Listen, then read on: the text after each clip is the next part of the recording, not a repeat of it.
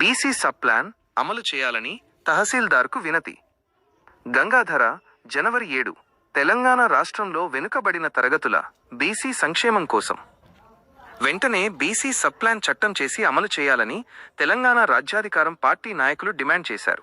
Party అధ్యక్షుడు తీన్మార్ మల్లన్న ఆదేశాల మేరకు చొప్పదండి నియోజకవర్గ నాయకులు వెంకటేష్ ఆధ్వర్యంలో బుధవారం గంగాధర మండల తహసీల్దార్ అంబటి రజితకు వినతిపత్రం అందజేశారు. ఈ సందర్భంగా నాయకులు మాట్లాడుతూ ముఖ్యమైన అంశాలను ప్రస్తావించారు. నిధుల వినియోగంలో నిర్లక్ష్యం. 2025 నుండి 26 ఆర్థిక సంవత్సరంలో బీసీ సంక్షేమానికి ప్రభుత్వం 11,405.31 కోట్ల రూపాయలు కేటాయించగా ఇప్పటి వరకు కేవలం 2,426.20 కోట్ల రూపాయలు, సుమారు 21% మాత్రమే ఖర్చు చేయడం దారుణమని మండిపడ్డారు. సబ్ ప్లాన్ ఆవశ్యకత.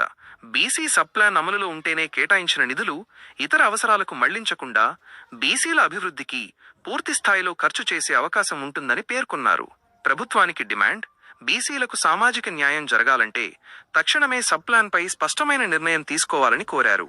ఈ కార్యక్రమంలో పార్టీ నాయకులు కొప్పుల వెంకటేష్, ముక్కెర గంగరాజు, నాగారపు పల్లవి, ఒగ్గు శ్రీనివాస్, బూత్కూరి మధు, గుండ సతీష్తో పాటు పలువురు బీసీ నాయకులు మరియు కార్యకర్తలు పాల్గొన్నారు. చొప్పదండి నియోజకవర్గం గంగాధర మండల ఎంఆర్ఓ గారికి బీసీ సబ్ ప్లాన్ అమలు చేయాలని తెలంగాణ రాష్ట్రంలో వెనుకబడిన తరగతులు బీసీల కోసం కేటాయించిన బడ్జెట్ ఇప్పుడు మీకు కీలకంగా చెప్తా.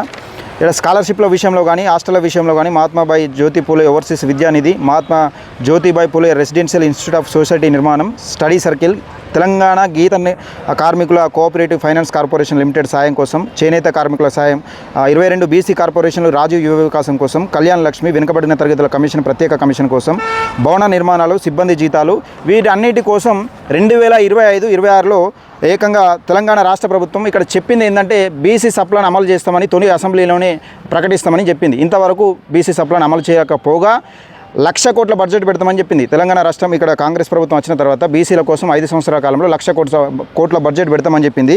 కానీ 2025-26 ఆర్థిక సంవత్సరంలో 11,405 కోట్లు, 5.31 కోట్లు పెట్టింది. దీనిలో ఖర్చు పెట్టిన అంశం ఏంటంటే 2,421.20 కోట్లు మాత్రమే ఖర్చు పెట్టింది.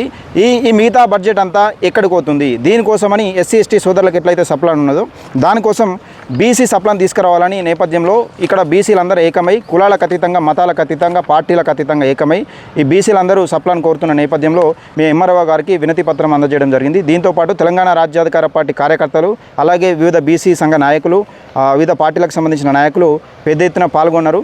తెలంగాణ రాష్ట్రంలో కాంగ్రెస్ పార్టీ ఇచ్చిన మేనిఫెస్టో ఏది తెలంగాణ రాష్ట్రంలో మొట్టమొదటి అసెంబ్లీలోనే బీసీ సబ్ ప్లాన్ పెడతామని చెప్పి ఈ బీసీలను నైవంచనకు గురి చేస్తూ ఉన్నది.